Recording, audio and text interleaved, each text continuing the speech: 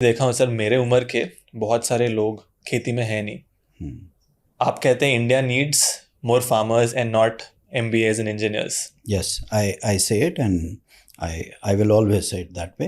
क्यों? होता क्या है कि अभी फार्मिंग का मतलब लोग सोचते हैं कि अब जैसे बहुत सारे बच्चे हमारे पास आते हैं, कहते हैं सर मेरा मन कर रहा है फार्मिंग का, मैं अपनी MNC की जॉब क्विट कर रहा हूँ या IT की जॉब क्विट कर रहा हूँ, या जो भी है 25-30 साल के बच्चे हैं और कह रहे हैं कि भाई, मैं उनको एक बात कहता हूँ, बेटा पहले 2 साल फार्मिंग में काम करके देखो, है ना, थोड़ा प्रैक्टिकल नॉलेज होनी चाहिए। कोई फार्मिंग कोऑपरेटिव ज्वाइन करो, कोई FPO ऑर्गेनाइजेशन ज्वाइन करो, कोई सेल्फ हेल्प ग्रुप ज्वाइन करो, नहीं है तो कोई आसपास आस पड़ोस में कोई बुजुर्ग किसान हैं उसके साथ उठो बैठो, समझो, पहले फार्मिंग और एग्रीकल्चर को समझो। सॉइल कैसे बिहेव करती है, पानी कैसे बिहेव करता है, वेदर कैसे बिहेव करती है, क्रॉप्स कैसे बिहेव करते हैं, क्रॉपिंग पैटर्न क्या होता है, कौन सी चीज़ कब लगानी चाहिए, कैसे हार्वेस्ट होता है, मार्केट कैसे ऑपरेट करती है, मंडियाँ कैसे ऑपरेट करती हैं, आपको ये सारा समझ के उसके बाद then you have your own piece of land, you start experimenting over there and if you feel confident then you leave your job and then you go there. This is what I mean, है ना। उसका मतलब ये नहीं होता है one fine day, farming is not something one fine day you get up and you say oh I want to be a farmer and I will go. It doesn't work like that. It took me nearly 20-25 years to actually master the art of how to control the soil, how to restore the soil, I would say. I'm sorry I use the word control is not the right word. How to biodiversity of the soil को कैसे understand, उसकी एक deeper understanding, एक deeper wisdom लाना कि कौन सी हम crop लगाएं नहीं लगाएं, कैसे हम legumes को use कर सकते हैं नाइट्रोजन फिक्सेशन के लिए, कैसे हम अपनी soil को रिवाइवल के लिए, कैसे हम चाहे मक्का लगाते हैं, चाहे हम बरसैन लगाएं, चाहे हम दलहन लगाएं, मतलब दालें लगाएं, किस तरह से हम अपनी सॉइल का रिवाइवल कर सकते हैं फिर उस सॉइल में। So it comes with I think experience, wisdom, that is the real treasure. So I think जब तक आपका एक्सपोजर नहीं है, एक्सपीरियंस नहीं है, उसके अंदर सिर्फ इन्फॉर्मेशन कलेक्ट करने से ग्राउंड पे आप काम नहीं कर सकते, प्रैक्टिकल सीखना पड़ेगा। सो मैं यूथ को यही कहता हूँ कि along with you could be a good doctor, engineer, businessman, industrialist, whatever you are, कोशिश करो Sunday to Sunday, Saturday to grow something. अपनी बैल्कनी में ही शुरू कर दो, रूफटॉप पे, this is a beginning, ABC है ना, तो वहाँ से आप शुरू कीजिए and then you can lease out a patch of land. अगर आपकी पुश्तैनी ज़मीन है उस पर एक्सपेरिमेंट्स कीजिए। भाई बहुत बच्चे आते हैं कहते हैं जी हमारे पास इतना पेशेंस नहीं है अंकल कि हम सब्जियां उगाएं ये वो, हमें तो कुछ एग्रो फॉरेस्ट्री की चीज़ बताओ। तो मैं कहता हूँ बेटा बैम्बू फार्मिंग कर लो, bamboo farming has a great future. अब तो government is also supporting, government is doing a good job. देखो जो अच्छी बात है वो अच्छी बात है ना। तो अभी it's not counted as a tree और अ फॉरेस्ट और something, it's like a crop, तो it's a grass basically. So bamboo में आप आइए, बैम्बू की कितनी मल्टीपल स्पीसीज़ हैं, आप बैम्बू की फार्मिंग कीजिए, बैम्बू को बेच भी सकते हैं, बैम्बू को बायोफेंसिंग के लिए यूज़ कर सकते हैं, बहुत बेनिफिट्स हैं, कंस्ट्रक्शन के लिए यूज़ कर सकते हैं, उसके प्रोडक्ट्स बन सकते हैं। तो मैं तो आजकल बच्चों को जो बहुत हमारे पास आते हैं वो कहते हैं हम पॉपुलर लगाएं या यूकलिप्टस लगाएं या हम साल ये टीक के वो कहें, मैं कहता फास्टेस्ट ग्रोइंग इज बैम्बू, तो आप बैम्बू फार्मिंग करो, है ना। तो थोड़ी सी नॉलेज, थोड़ी सी विजडम, थोड़ा सा practical, and everybody can not do everything. Youth को पहले ये भी समझना है कि are they really meant for it. वो कैसे समझे कोई सर, एक किसान बनने के लिए यही चीज़ first start as a hobby, explore करिए। हाँ, so I always tell them be a hobby farmer. पहले हॉबी फार्मर कीजिए, 2-3 साल अपने हाथ पाँव थोड़ा मिट्टी में हाथ डालिए, देखो सूट भी करता है कि नहीं। हो सकता है आपका एप्टीट्यूड ही ना हो सकता है आपकी सिर्फ एक फैंटेसी है, हो सकता है वो सिर्फ एक रोमांटिक आइडिया है, हो सकता है वो सिर्फ OTT प्लेटफॉर्म पे आपने कुछ चीज़ें देख ली हैं तो आपको लगता है कि मैं भी फार्मर बन सकता हूँ। इतना आसान नहीं है, फार्मिंग इज़ नॉट समथिंग। लेकिन once you step into it and if you have the right aptitude, it's one of the most beautiful professions, because you are doing good for yourself, you are doing good for your village, you are doing good for your city, you are good for the society, you are good for the nation. You are good for the environment, you are good for the ecosystem, you are good for the soil, you are good for the air, you are good for the water.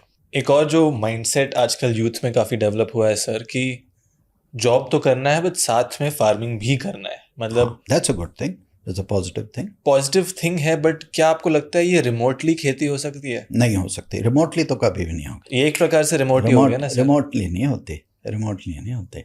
जैसे long distance relationships नहीं चलते वैसे remote खेती नहीं हो सकती। तो job के साथ में खेती कैसे करूं? क्यों सैटरडे संडे नहीं है?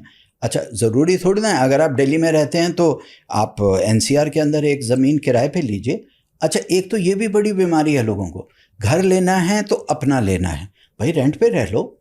ज़मीन लेनी है तो खरीदनी है, भाई रेंट पे ले लो। हमने अभी खतौली, मुजफ्फरनगर, मेरठ यहाँ पर ज़मीनें ली हैं, रेंट पे लेते हैं तो 8,000 रुपये बीघा। मैं आज के रेट की बात कर रहा हूँ, पिछले 3-4 साल तक के रेट की बात कर रहा हूँ कि 6,000 रुपये बीघा, 5,000 रुपये बीघा, 8,000 रुपये बीघा। बहुत अच्छी ज़मीन हुई तो 10,000 रुपये बीघा।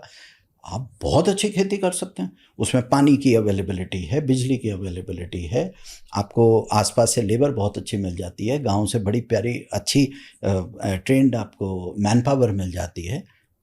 अब मुझे बताओ, टू स्टार्ट एनी वर्क, आपने 10 बीघे ज़मीन ली, 80,000 रुपये साल का, लेस देन 1 लाख रुपीज़, ठीक है। इतने में आपको इंफ्रास्ट्रक्चर आपका आ गया। अब इसके ऊपर आप, बाकी आपकी मेहनत है, आप कितना उस वक्त, तो आप संडे टू संडे करो, सैटरडे संडे करो। आप एक जोड़ा, हम अपने एग्रीकल्चर में, फार्मिंग में जोड़ा बोलते हैं। जोड़ा मतलब हस्बैंड वाइफ, है ना। जैसे हमारी लेबर जो है ज़्यादातर झांसी से आती है, बुंदेलखंड से आती है, राजस्थान से आती है, बिहार से आती है, झारखंड से आती है, वेस्ट बंगाल से आती है। यहाँ के बहुत अच्छा काम करते हैं, बहुत अच्छा काम करते हैं। They really work with the soil. और खेतीबाड़ी में तो सबसे बेस्ट लोग होते हैं वो, पूर्वांचल के लोग हैं, बहुत अच्छा काम करते हैं। गोंडा जिला से बहुत लोग आते हैं, फैजाबाद से, अयोध्या रीजन से, यहाँ से बहुत अच्छे लोग आए। तो उनको आप एक गाय खरीद के दे दीजिए, है ना। वो किसी को बकरी चाहिए, बकरी दे दो, उसको एक अच्छी सी हट बना दो, उनके लिए अच्छा कपड़ा लत्ता, मेडिकल केयर, मेडिकल इंश्योरेंस करा दो, ESI PF हम देते ही हैं उनको। तो बहुत अच्छा काम करते हैं, बल्कि हमें बहुत कुछ सीखने को मिलता है उनसे, है ना। उन्होंने तो गांव में यही काम किया है। लेकिन वही वाली बात है कि मार्केट करना नहीं आता उनको, पता नहीं अपनी सब्जियां कहाँ बेचें, उनको उतनी प्राइस नहीं मिलती। बट ठीक है, हम लोग थोड़े पढ़े लिखे लोग हैं, हम थोड़ी अच्छी तरह ऑर्गेनाइज कर लेते हैं चीज़ों को। सो एजुकेटेड यूथ को फार्मिंग में आना बहुत ज़रूरी है, क्योंकि जो अनपढ़ होगा, जो बेचारा नहीं उसको समझ है, वो मार्केट के हिसाब से नहीं चल पाता। वो ज़मीन पे तो बड़ी मेहनत कर लेता है, पर बेचारे के पास जो सामान आता है, हार्वेस्ट होता है, उसको ये नहीं समझ आता मैं इसको बेचूं कैसे। सारी सबसे बड़ी दिक्कत ये होती है। जो एजुकेटेड होगा उसको मालूम है, वो सोशल मीडिया पे भी है, वो वेबसाइट भी बना लेगा, वो ऑनलाइन भी कर लेगा। अब अभी मैं ऑस्ट्रेलिया में था तो मैंने देखा कि वहाँ पर कैसे है, वहाँ का मंडी सिस्टम या ये है, नहीं, वहाँ डायरेक्ट है, फार्मर कंज्यूमर डायरेक्ट है। अच्छा। कंपनीज जो हैं डायरेक्टली फार्मर के पास जाती हैं, उनको कहते हैं भाई अगले 2 साल का सारा प्रोड्यूस हमें देना, ठीक है। क्वालिटी इंस्पेक्टर्स होते हैं, क्वालिटी चेक होता है। सो जब तक फार्मर डायरेक्टली कंज्यूमर तक नहीं पहुंचेगा, है ना, तब तक ये प्रॉब्लम सॉल्व नहीं होगी। सो जो यंगस्टर्स हैं, जो यूथ है, जो IT टेक्स हैवी है, वो तो बहुत अच्छा कनेक्ट है।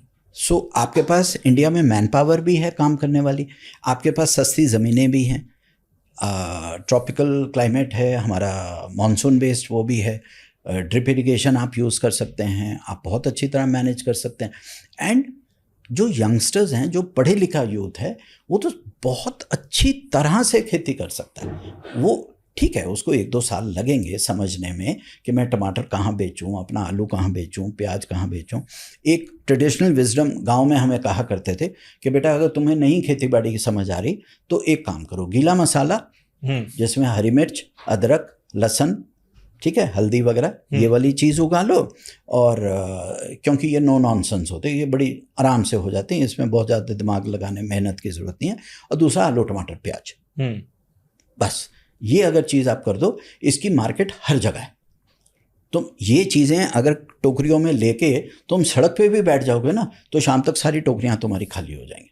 ऊपर से सोने पे सुहागा आ रहा है, आपने ये भी बोर्ड लगा दिया साथ में कि इसमें एक भी पेस्टिसाइड नहीं डाली गई, इसमें एक भी केमिकल इन्फ्यूजन नहीं है, इसमें एक भी हम लोगों ने कोई भी टॉक्सिन सॉइल में नहीं डाला, और ये बिल्कुल नेचुरल है, बिल्कुल प्राकृतिक है, जैसा भी है ये देसी सब्जी है। आप देखो, आपको लोग कितने प्यार से आपका सामान उठाएंगे, कितना प्यार से आपकी सब्जियां उठाएंगे। और मैं बहुत मेरे अपने दोस्तों को जानता हूं जो सिर्फ ऐसे करके, और एक बार आपके 200-300 कस्टमर बन गए, you are done, you don't need anything, because they will come and वो अपनी गाड़ियों से ड्राइवर भेजते हैं और अपने खेत, उनका खेत खाली करके ले जाते हैं। वो उनको अपनी पार्टीज़ के लिए चाहिए, अपने रेस्टोरेंट्स के लिए चाहिए, अपने होटल्स के लिए चाहिए, हॉस्पिटैलिटी इंडस्ट्री के लिए चाहिए।